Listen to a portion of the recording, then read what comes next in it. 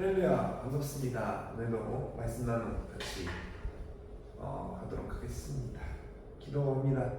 은혜와 사랑이 풍성하신 하나님 감사합니다. 오늘도 하나님의 말씀으로 불러주시고 오늘 이 말씀이 나의 말씀으로 되기를 간절히 소망합니다.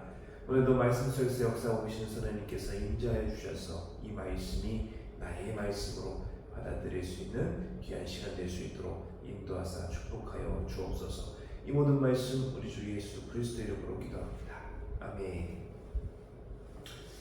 네, 반갑습니다. 오늘 하나님의 말씀 레위기서 1장서부터 5장까지 있는데 그거 다 하면 시간이 없기 때문에 1장 1절만 우리 같이 읽도록 하겠습니다. 본문은 1장서부터 5장까지고 레위기서 1장 1절 우리 같이 읽도록 하겠습니다. 여호와께서 회막에서 모세를 부르시고 그에게 말씀하여 이르시되 아멘. 자, 오늘은 말씀 주제를 가지고 예배 주제로 우리 같이 말씀을 나누고자 합니다. 이 예배는 우리 신앙생활에 있어서 예배,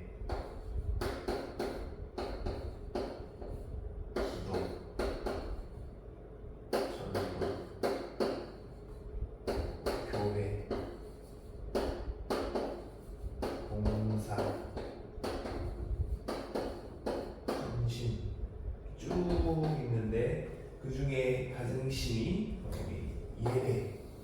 예배인데 신앙생활의 핵심이자 핵심이고 또한 우리가 이 신앙을 지키기 위해서는 이 예배를 중요하게 생각해야 되는데 그 예배가 성경에서는 무엇을 설명하고 있는가에 대해서 말씀을 나누고자 합니다. 많은 목사님들 그렇고 성경에서도 뭐라 나오냐면 예배는 하나님의 초대다 라고 나와 있어요. 하나님의 초대다. 오늘 본문 레위기서도 바로 그 부분에 대해서 설명하고 있습니다. 1장 1절에 보면 여호와께서 회막에서 모세를 부르시고, 이게 뭐냐면 이 레위기서 1장이 언제 나왔냐면 이스라엘 백성들이 출애굽을 한 다음에 금송아지를 짓죠. 그래서 하나님께서 진노를 하셨습니다. 그 다음에 다시 하나님께서 먼저 모세를 부르신 거예요. 그래서 그 장면이 회막에서 모세를 부르셨다라고 나옵니다. 그 장면이 나오는 거고, 그래서 오늘 이 본문을 갖고 예배를 같이 묵상하고자 합니다. 레위기서 1장에서도 좀 나오는데 그러면 첫 번째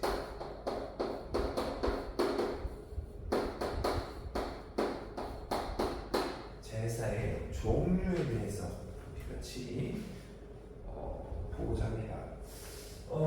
레위기서 1장, 레위기서 2장, 레위기서 3장, 4장, 5장까지 이 제사의 종류가 쭉 나오죠. 보통 1장이 읽어보시면 알겠지만 번제에 대해서 나옵니다. 번제.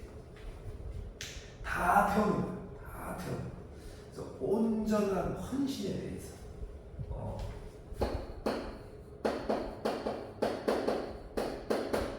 온전한 헌신과 제사에 대해서 설명하고 있는 제사입니다. 그리고 이 소제 2장이죠. 소제에 대해서 설명을 하고 있거든요. 이 소제는 고운 가루와 기름 그리고 유황을 갖고 무교병과 무교전병 또한 소금과 곡식 이런 걸로 하나님께 제물을 드리는 건데, 이거에 대해서는 바로 다른 제사와 다르게 피가 없어요. 피가 없는 제사. 이건 뭐 소를 잡아서 이제 온전히 드리는 거고, 피가 없는 제사고, 그리고 이것은 천열매에 대해서 주로 때 드릴 때 이 제사를 주로 하고요. 또 이거는 하나님께 내 삶을 드리는 제사, 삶을 드리는 제사다라고 이해하시면 될 것 같습니다. 다음에 3장에는 뭐가 나오냐면 화목제.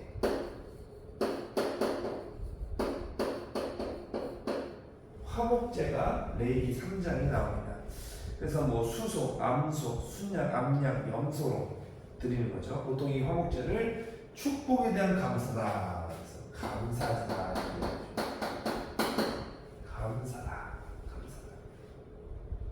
또 뭐가 있냐면 서원제.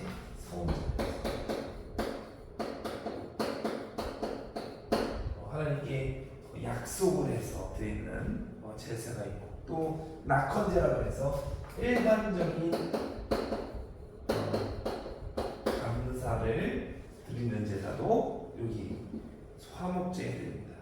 그래서 주님께서 우리를 위해서 화목제가 되셨다라고 성경에서도 나와 있죠. 다음에 속죄제가 있어요. 속죄제.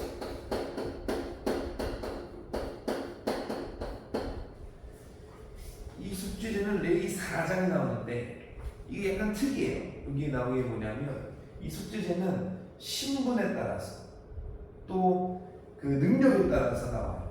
제사장, 회중, 족장, 평민 뭐 이렇게 쭉 나오는데, 보통 이런 거에 대해서는 속죄, 죄에 대해서 속죄할 때 주로 드리죠. 또 증언의 책임을 무시한 자나 하나님의 금령을 범한 자나 부정한 것을 만진 자나 부주의로 맹세한 자, 그러니까 죄에 대해서는 다 알고 드리는데, 이게 여기서 수소와 순염소, 암염소가 나오지만 양도 가능하고 비둘기도 가능하고 또 곡식도 가능하다. 그러니까 이거는 약간 그 제물이 폭이 넓어요. 스펙트럼이 좀 넓습니다. 제물이 폭이 넓다.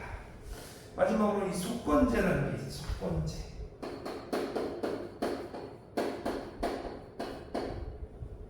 이 속건제는 뭐 하는 거냐면 흠이 없는 순양으로 드리는 건데, 주로 신성부, 이 신성부덕을 그냥 속죄라고 해서 하거나, 아니면 요즘에는 이제 한센병이라고 그러죠. 문둥병.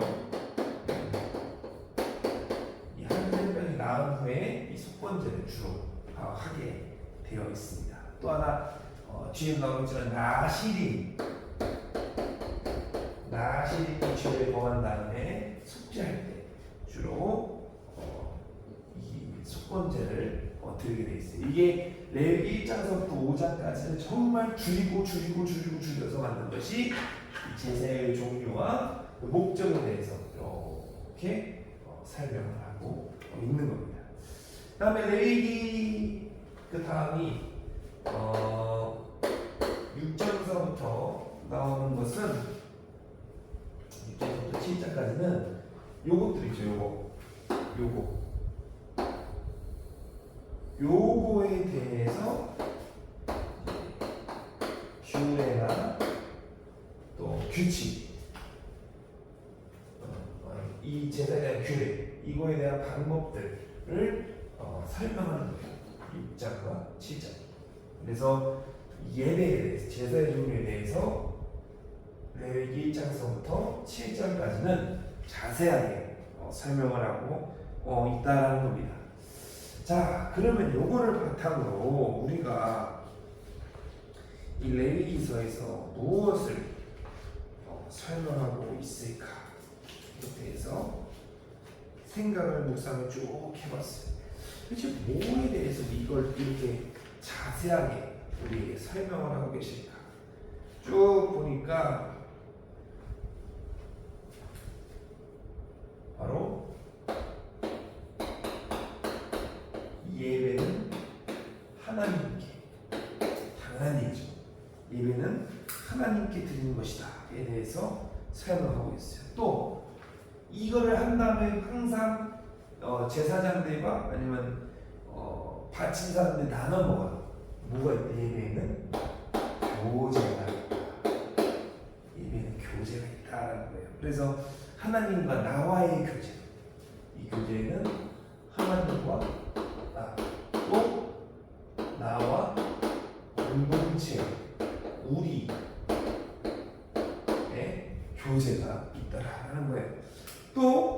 이 제사를 드릴 때 뭐 하냐면 각을 뜬다.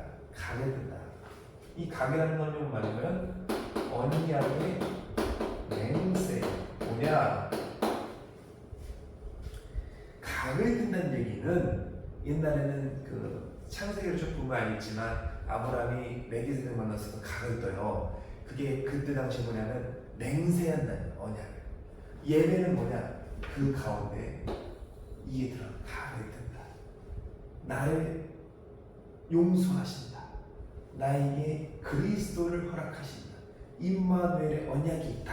그래서 이 언약의 맹세, 각을 뜬다라고 이렇게 이해하시면 될 것 같습니다.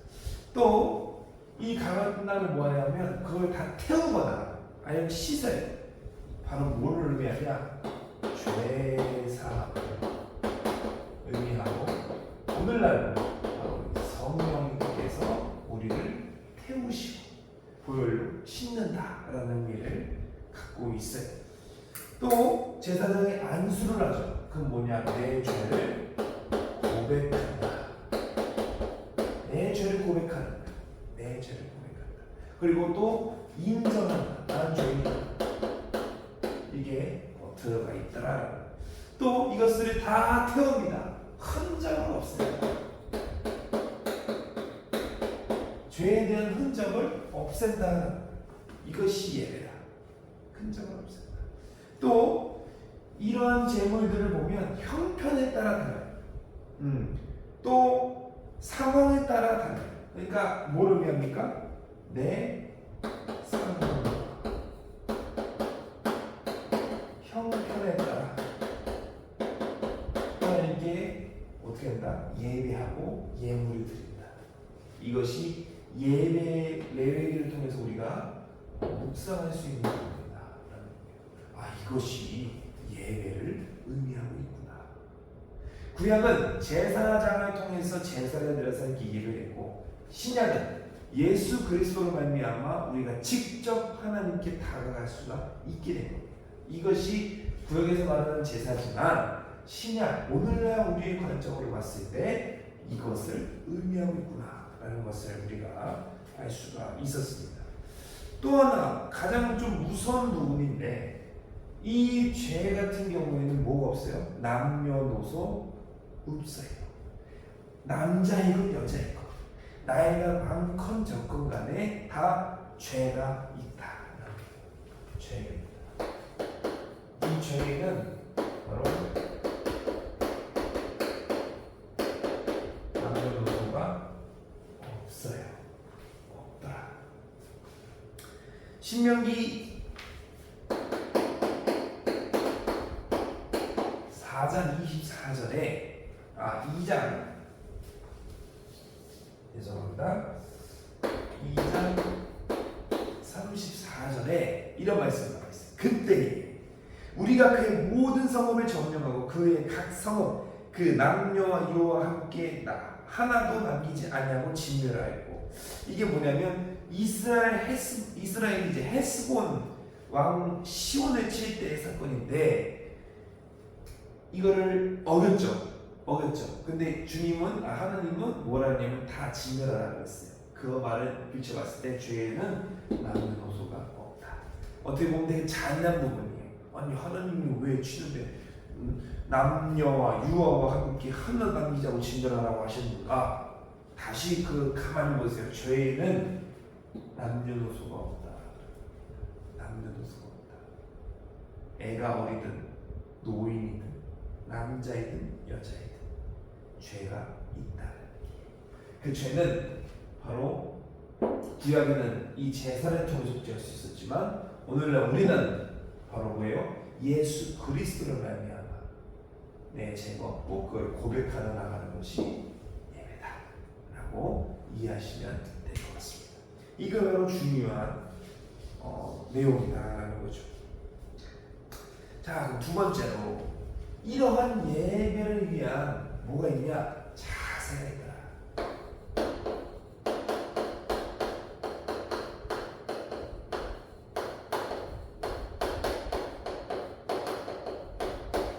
예배를 위한 자세가 있더라라는 겁니다.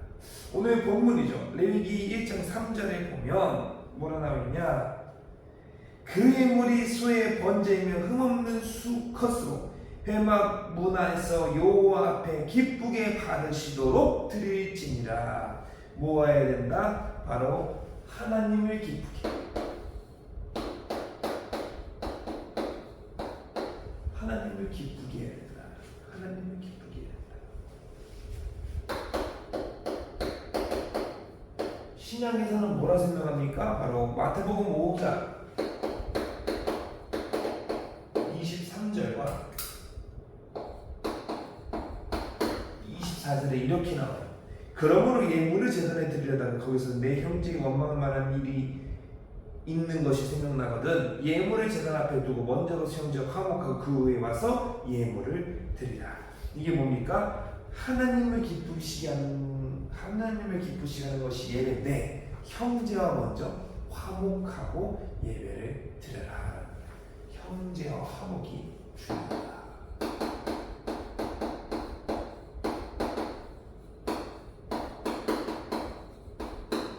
멀리 안 가도 됩니다. 형제들이 있으면 바로 얘기가 될 거예요. 부모님 앞에 갔어요. 같이 밥을 먹는데 싸워. 그러면 싸우는 본인도 안 좋겠지만 부모님도 당연히 안 좋을 수밖에. 바로 그겁니다. 우리가 예배드리러 왔어. 하나님과 같이 기쁨을 하러 왔어. 근데 싸우고 있네. 과연 그 예배를 받으실까? 점검해 봐야 됩니다. 또 이 하나님을 기쁘시게 하기 위해서 형제와 화목도 중요하겠지만 내 자신의 기쁨도 중요합니다. 데살로니가전서에 나오죠. 항상 기뻐하라, 쉬지 말고 기도하라, 범사에 감사하라. 이는 너희를 향하신 하나님의 뜻이다라고 나와 있어요. 형제의 화목도 중요하고 나의 상태도 중요하다. 물론 힘들 때도 나갈 수가 있어요. 내가 고통 중에도 나갈 수가 있어요. 그렇지만 내가 기쁨 중에도 나가야 됩니다. 내가 기쁘다고 세상에 향해 나가면 안 됩니다. 꼭 이런 사람들이 있어요. 힘들 때만 주님 찾아가는 사람이 있어요. 그러면 안 돼요. 성경에 보니까 다윗은 가장 왕권이 강할 때, 가장 평안할 때 뭘 생각했다? 하나님의 성전을 생각했다. 그 전왕 누굽니까? 사울은 가장 편할 때 뭐 했어요? 본인 기념비 세우고 댕겼어요. 이게 차이예요. 힘들 때는 다 가. 하나님이 살아계시면 이렇게 하실 수가 있습니까? 다 말합니다. 그러나 기쁠 때, 평안할 때 하나님께 나아가는 사람 몇 명이나 됩니까?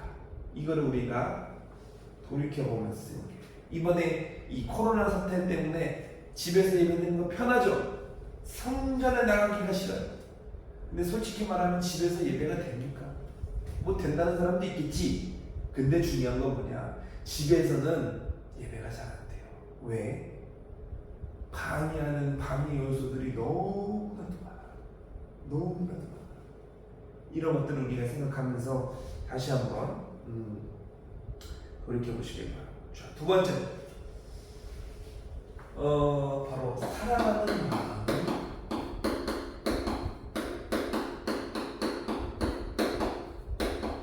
있어야 된다. 사랑하는 마음이 있어야 된다는 거예요. 자, 성경에서는 이 사랑하는 마음을 뭐라 설명하냐? 신명기 30장에 보면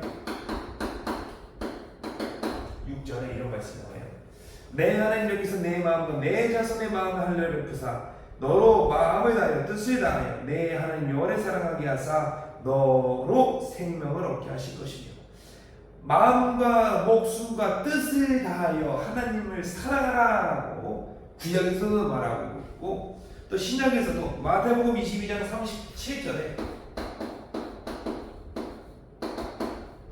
주님께서 유명한 말씀하시죠. 예수께서 이르시되 내 마음을 다하고 목숨을 다하고 뜻을 다하여 주 너희 하나님을 사랑하라 하셨으니 바로 하나님을 사랑하는 마음이 반드시 예배에 들어갈 때 필요하다라는 거예요. 멀리 안 가도 됩니다. 연인과 사랑할 때 사랑하면 보고 싶고요. 사랑하면 같이 있고 싶고 사랑하면 맛있는 거 같이 먹고 싶고 선물하고 싶은 거예요. 예배 때 똑같다라는 거예요. 하나님을 보고 싶고 하나님을 얘기하고 싶고 하나님께 드리고 싶고 하나님을 위하여 살고 싶다. 사랑하는 마음이 있느냐. 자, 또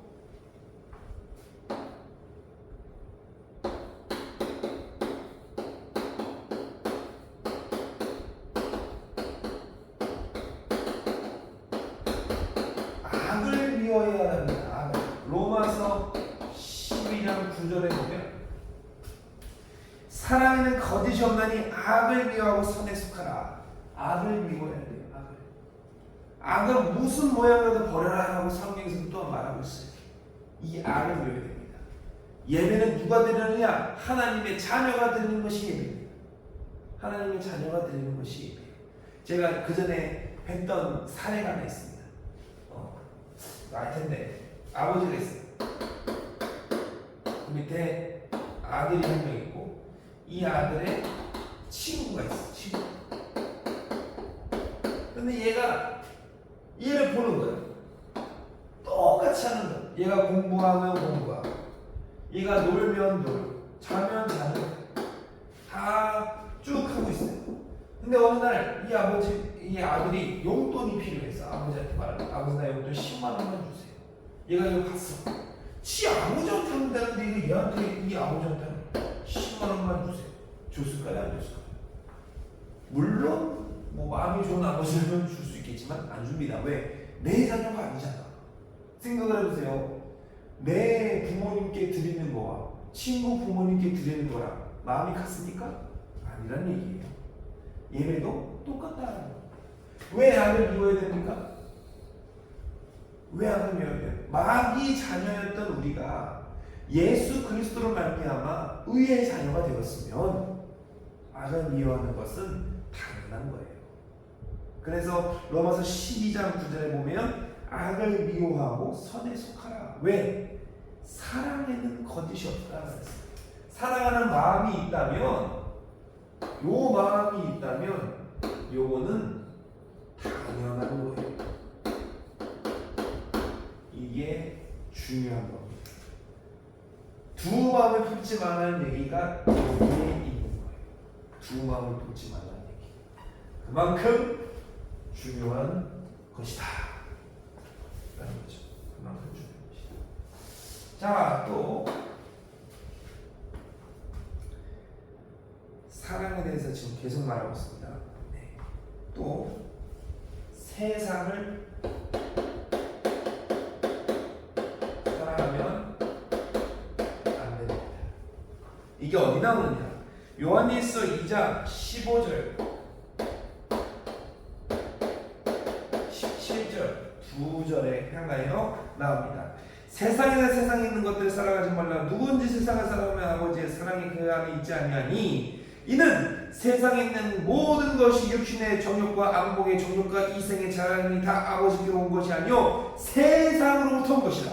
이 세상도 그 정욕도 지나가되 오직 하나님의 뜻을 행하는 자는 영원히 거하느니라. 어디서부터 왔다 그럽니까? 세상으로부터 왔다라고 설명하고 있어요. 세상으로부터 왔다. 이 세상은 누가 지금 주도하고 있습니까? 에베소서 6장에 보면 이 세상이 주도하는 것이 악이다. 악한 영들이다. 설명하고 있어요. 세상을 사랑하는 것은 결국 이 사랑하는 마음이 없다라고 봐도 무관한 겁니다. 이거를 조심해야 된다라는 겁니다. 조심해야 된다. 또 성경에서는 뭐라 설명하고 있냐? 이 예배를 위한 자세에서 아까 형제가 한목이 있었죠? 요거의 연장선 바로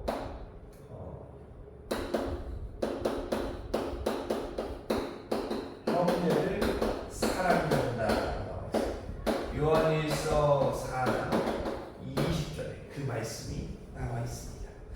누구든지 하나님을 사랑하거나 하고 그 형제를 미워하면 이는 거짓말하는 자니 보는 바 그 형제를 사랑하지 아니하는 자는 보지 못하는 바 하나님을 사랑할 수 없느니라. 형제를 사랑하는 것이 바로 하나님을 사랑하는 것이다. 아까 뭐라 그랬어요? 악을 미워해야 된다 그랬죠. 거짓말하는 자다라는 형제를 미워한다. 이거 우리가 흔히 하는 실수다. 이 사랑하는 마음이 있다면 이것과 이것은 당연하다 라고 이해하시면 될 것 같습니다. 자, 요한일서 5장 3절에 보니까 이런 말씀이 나와 있어요. 하나님을 사랑하는 것은 이것이니 우리가 그의 계명들을 지키는 것이다. 그의 계명들은 무거운 것이 아니오다. 그의 계명을 지킨다. 즉 하나님 예배를 위한 것은 뭐예요? 바로 하나님의 계명을 지키는 것이다. 말씀을 지키는 것인데 이 말씀은 어려운 것이 아니다 라는 겁니다. 어렵기도 하죠. 그러나 어려운 것은 아니다. 이 말은 뭡니까? 하나님의 자녀면 그 계명을 지킬 수 있도록 우리를 도와주신다 라는 겁니다. 도와주신다. 자, 이것이 중요한 부분이에요. 좀 많아요 오늘 양이. 또 뭐가 있냐? 계시록 2장에 보면 첫사랑이 나와요. 계시록 2장 4절에 그러나 너를 책망할 것이 있나니 너의 처음 사랑을 버렸느니라. 바로 첫사랑, 주님을 만났던 그날, 주님께서 나에게 오신 그 시간, 그날을 기억하며 예배를 나가야 된다. 그 은혜에 감사해서 가는 거예요. 그 은혜에 감사해서. 그러나 어느 순간 보면 신앙생활 10년, 10년에 5년만 지나도 흐지부지하게 갑니다. 내가 교회를 가는 거지. 그래, 죽거나 살거나 가자. 이러고 가고 있는 거지. 과연 이 첫사랑이 있는가 없는가 점검해 보셔야 돼요. 점검해 봐야 돼요. 자, 또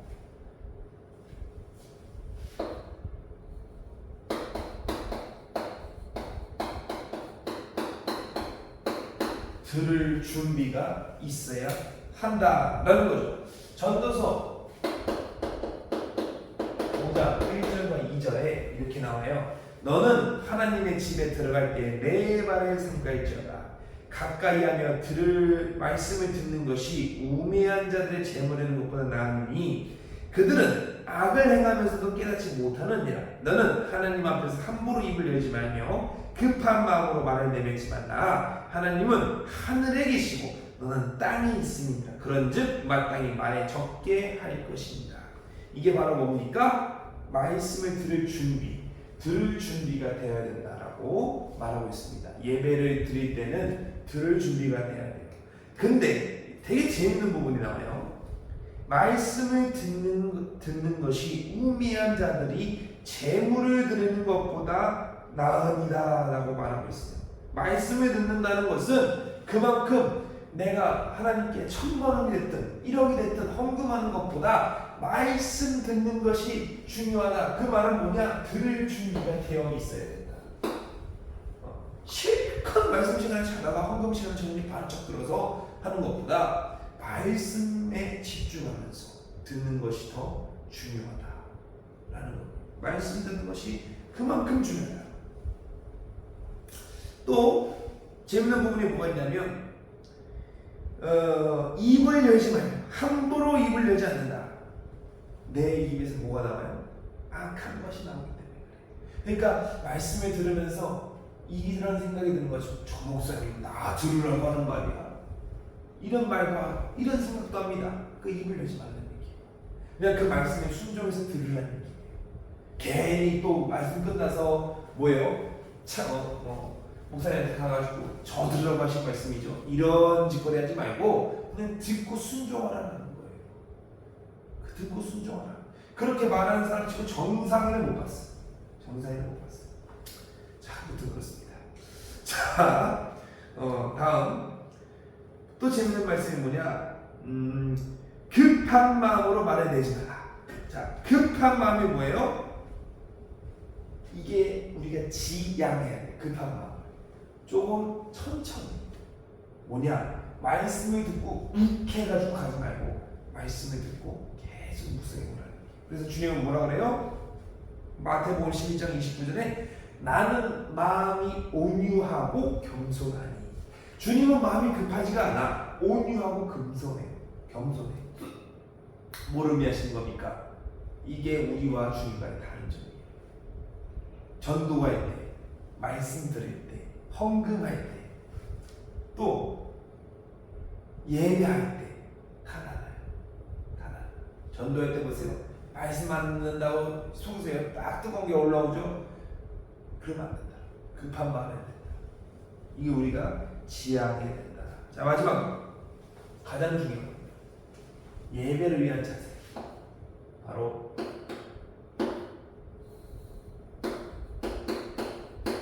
영과 진리로, 유명한 말씀이죠. 요한복음 4장 24절.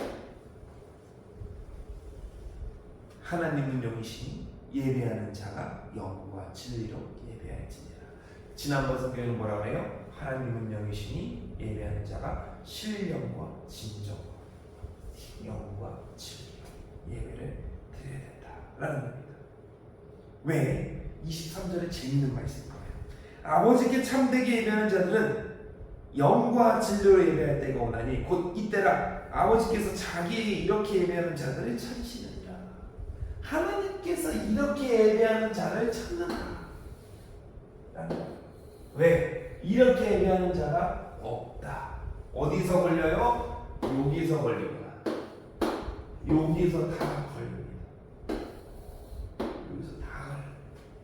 다 걸려요. 근데 이렇게 안 하는 자는 예배를 찾으시는데 우리는 이렇게 행하고 있더라. 이거 우리 삶 속에서 점검해 봐야 됩니다. 제가 이 말씀을 준비한 이유도 바로 거기에 있어요. 나의 삶 속에서 이러고 살고 있느냐, 아니면 형제 사랑하는 개뿔 이러고 살고 있느냐, 우리가 돌이켜 봐야 한다라는 겁니다. 자, 말씀을 마무리하면서 세 번째로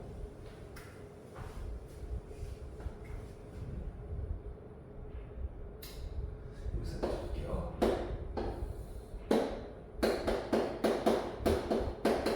삶 속에서 예배하는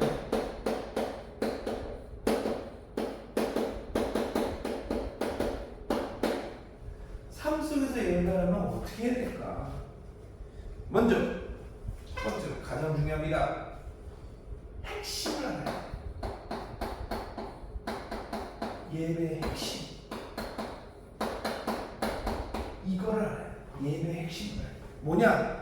예배는 누구의 주제요? 아까 요한복음 4장 23절에서 찾으신다고 그랬죠. 예배는 하나님의 초대. 레위기서 1장 1절도 뭐라고 그랬습니까? 회막에서 모세를 부르셨다. 부르시는 거예요. 예배의 핵심은 초대입니다. 이사야서 55장에 보면 막 값없이 와서 먹으라 얘기했죠. 여호와의 초대입니다. 하나님의 초대. 예배의 핵심은 하나님의 초대. 그 초대에 응해서 우리가 가는 겁니다. 그 초대가 중요하다라는 거죠. 자, 또 이 예배의 핵심이 바로 뭐예요? 우리가 예배를 왜 드릴 수 있어요? 바로 예수 그리스도 때문에 우리가 드릴 수 있는 겁니다. 요한복음 4장 25절과 26절에서 그렇게 설명하고 있어요. 뭐라 설명하느냐? 여자가 이르되 메시아 곧 그리스도라 하는 이가 오실 줄을 내가 아노니 그가 오시면 모든 것을 우리에게 알려주시리로다. 예수께서 이르시되 내가 말하는 내가 그라 하십니다.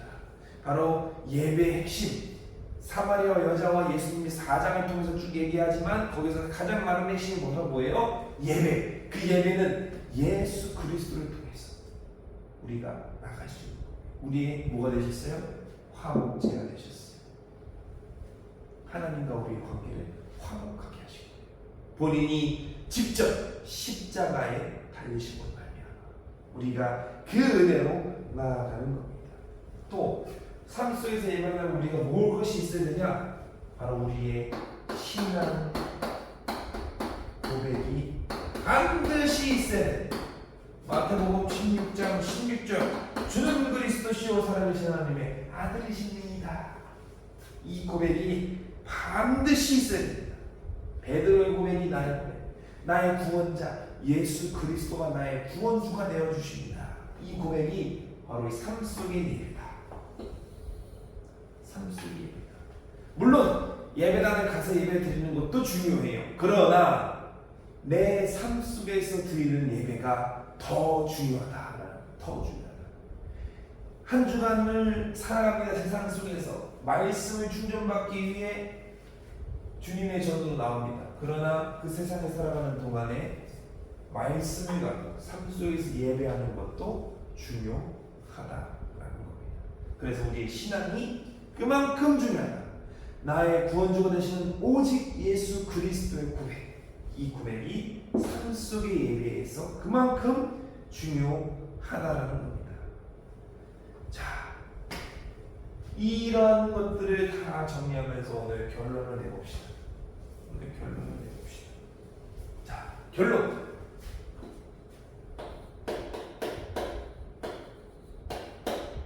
예배는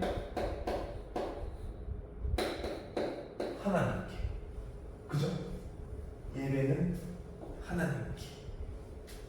어떠한 상황에서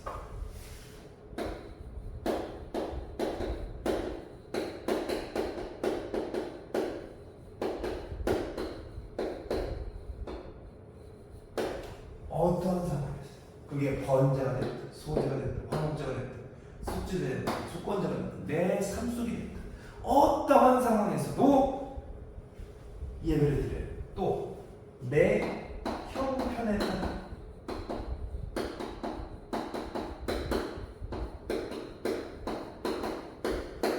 내 형편에 따라 감사하시고 내 형편에 따라 헌금하시고 내 형편에 따라 헌신하시고 내 형편에 따라 봉사하는 삶, 이것이 아주 중요합니다. 내 형편에 따라 또 하나님을 사랑하는 마음,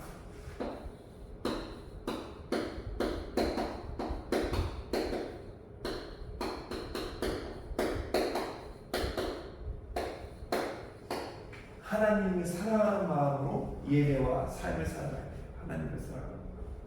또 말씀과 기도.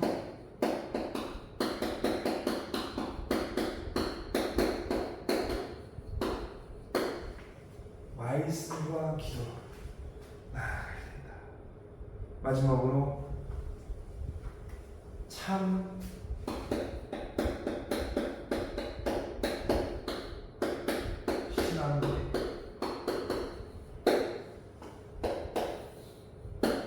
참으로 신앙 고백을 하면 마지막 결론이죠. 바로 내 삶이 예배가 됩니다. 이렇게 되면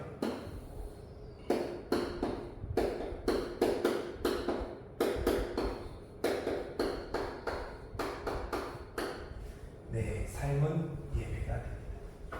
이게 오늘 말씀 끝이에요. 예배는 하나님께 드리고 어떠한 상황에서도 내 형편에 따라 하나님을 사랑하는 마음으로 말씀과 기도로 참 신앙 고백을 하면 내 삶을 예배로 드릴 수가 있어요. 많은 목사님들이 그럽니다. 삶을 예배로 드리세요. 내 삶을 예배로 드리세요. 마음에 와닿지가 않아요. 가장 와닿게 제가 묵상해 본 거예요. 내 마음에 와닿는 예배는 뭘까? 예배는 하나님께 어떠한 상황에서도 내 형편에 따라 하나님을 사랑하는 마음으로 말씀과 기도로 참 신앙 고백을 하면 이게 삶이 예배가 됩니다. 주님께서도 이 사마리아 여인의 말씀을 통해서 예배의 중요성을 알려주셨듯이 본질은 뭡니까? 본질은 바로 요거에 대해서 설명하고 계십니다. 오늘 레위기를 통해 구약의 예배, 제사 또한 이 예배를 가기 위해서는 어떠한 마음을 가져야 되는지 또 삶 속에서 예배를 하면 어떻게 해야 되는지 알아봤습니다. 내 삶을 돌아보면서 과연 내 삶 속에 있는 가장 중요한 신앙인 예배 생활이 어떻게 되고 있는지 점검해 보시길 바랍니다. 안 됐다면 이렇게 되기를 바라고 됐다면 저걸 더욱더 강화하시기를 부탁드리겠습니다. 기도합니다. 하나님 사랑합니다. 하나님 감사합니다. 오늘도 말씀을 주셨습니다. 이 말씀이 나의 말씀으로 되게 하시면 감사합니다. 내가 살아가는 동안에 내 삶이 예배가 되게 하시고 나의 삶 속에서 언제 어디서나 주님의 참된 사랑 또한 하나님께 감사하며 또한 나의 신앙을 고백하며 내 삶을 예배를 드릴 수 있는 귀한 신앙인이 될 수 있도록 인도하사 축복하여 주옵소서. 이 모든 말씀 우리 주 예수 그리스도 이름으로 기도합니다. 아멘. 감사합니다.